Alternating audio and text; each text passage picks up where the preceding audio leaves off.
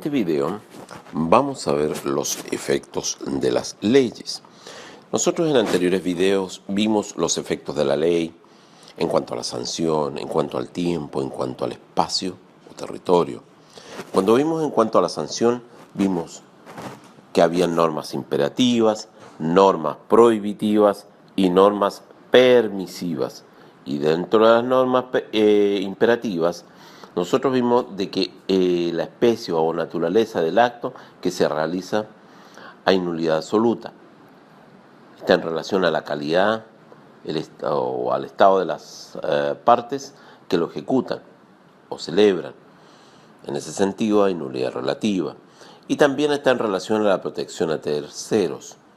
Y nos encontramos con la inoponibilidad. ¿Ya? Entonces, en ese sentido, cuando nos referimos al efecto de la ley en cuanto a la sanción, en cuanto al tiempo y en cuanto al espacio, tenemos a su vez una serie de aspectos que deben ser tomados en cuenta. Cuando nos detenemos ahora en cuanto al efecto de la ley respecto al tiempo, en ese sentido, vamos a ver que hay tres conceptos fundamentales y que son la retroactividad, la vacancia legal y la ultraactividad. ¿Ya? Ahora, esto es importante en relación, por ejemplo, con la retroactividad, porque está en relación a la ley sobre el efecto retroactivo de las leyes. ¿Ya? Y en ese sentido, vamos a ver, por ejemplo, el principio básico, que está en el artículo 9, que dice, la ley solo puede disponer para lo futuro y no tendrá jamás un efecto retroactivo. También vemos en ese efecto retroactivo que hay ciertas limitaciones respecto al derecho de propiedad y en materia penal. Tiene ciertas características, ¿ya? Y hay teorías al respecto en relación a este tema, ¿ya? Sin embargo, como le digo, si nosotros avanzamos en el efecto retroactivo de las leyes, podemos pasar prácticamente a varios videos. Sin embargo, ahora nos detenemos y volvemos a la idea central de que estamos analizando los efectos de la ley en cuanto al tiempo, y en cuanto al tiempo debemos identificar la retroactividad, ¿ya? Que es la vigencia, es el pasado, la vacancia legal, que es la vigencia con posterioridad a la promulgación y publicación, y la ultraactividad, que es la vigencia más allá de la derogación de la ley.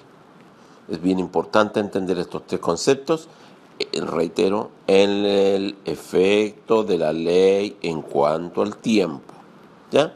Es de allí de que hemos decidido incorporar este video pensando fundamentalmente en ese efecto. Analizando este video de modo más completo, nosotros vamos a ver de que el efecto de la ley en cuanto al tiempo, hay un efecto inmediato y retroactivo de la ley. El interés general exige que lo hecho regularmente bajo una ley sea considerado válido e inamovible, no obstante la mudanza de la legislación. Ahora, por otra parte, es importante entender, por ejemplo, que los efectos del Estado civil se rigen por disposiciones de la nueva ley. ¿Ya? El artículo 3, el inciso segundo, se refiere a los efectos del Estado civil en general. El artículo 4 alude a los efectos del derecho legal de goce y administración que el padre y la madre tienen sobre los bienes del hijo no emancipado. Ahora, es importante entender de que el artículo 7 del Código Civil regula lo relativo a la publicación de la ley, estableciendo que la ley debe publicarse mediante la inserción en el diario oficial, que desde la fecha de su publicación se entenderá conocida por todos, que desde la fecha de su publicación será obligatoria, que para todos los efectos legales la fecha de la ley será de la de su publicación, que no obstante lo anterior En cualquier ley podrán establecerse reglas diferentes sobre su publicación y sobre la fecha en que la ley de que se trate entra en vigencia. Ahora, respecto de la vigencia y obligatoriedad de la ley, pueden distinguirse tres periodos. El periodo que media entre la entrada en vigor de la ley y la derogación de la misma. También el periodo anterior a la entrada en vigor de la ley y finalmente el periodo posterior de su derogación. Existe también la figura del principio de irretroactividad ante el legislador, aspecto que creemos importante tener presente, ¿ya? El principio, por otra parte, hemos considerado estos aspectos porque creemos que en el esquema que al comienzo les presentamos, como es necesario entenderlo, ¿ya? A la luz de estos conceptos. El principio de retroactividad en materia civil, el principio de retroactividad se halla consagrado en el Código Civil y no en la Constitución. Por lo tanto, no puede obligar al legislador, ya que éste solo está subordinado a la Constitución, ¿ya? Por otra parte, como digo, distinto es el caso en materia penal. Conforme al número 3 del artículo 19 de la Constitución, dispone que nadie puede ser juzgado sino por un tribunal establecido con anterioridad y que en ningún delito se castigará con otra pena que la que señale una ley promulgada con anterioridad a su perpetración, ¿ya? A menos que una nueva ley favorezca al afectado. De tal forma, en materia penal, la ley desfavorable al inculpado será inconstitucional si es retroactiva. A contrario sensu, la ley más favorable beneficiará tanto al procesado como al condenado y podrá en consecuencia tener efecto retroactivo. Artículo 18 del Código Penal.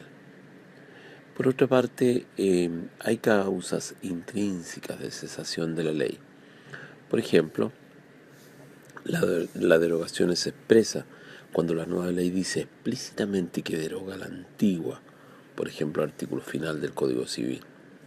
La derogación es tácita cuando la nueva ley contiene disposiciones que no pueden conciliarse con las de la ley anterior. Se funda en que existiendo dos leyes contradictorias de diferentes épocas, debe entenderse que la más nueva ha sido dictada por el legislador con el propósito de modificar o corregir la ley más antigua. Con todo, ¿cómo no debe llevarse esta presunción más allá de su razón y objeto? La derogación tácita, de acuerdo al artículo 53, deja vigente todo aquello que las leyes anteriores que no pugnen con las disposiciones de la nueva ley. Y finalmente tenemos la derogación orgánica, es la que se produce cuando una ley disciplina toda la materia regulada por una o varias leyes precedentes, aunque no haya incompatibilidad entre las disposiciones de la antigua y la nueva ley, ¿ya? Estos aspectos son bien importantes y nosotros los encontramos, por ejemplo, muy bien detallados en los apuntes del profesor Orrego, ¿ya? Y finalmente tenemos la derogación de la ley, que tiene que ver con la cesación de la eficacia en virtud de otra ley posterior. Se priva la primera de su fuerza obligatoria, reemplazando o no sus disposiciones por otras.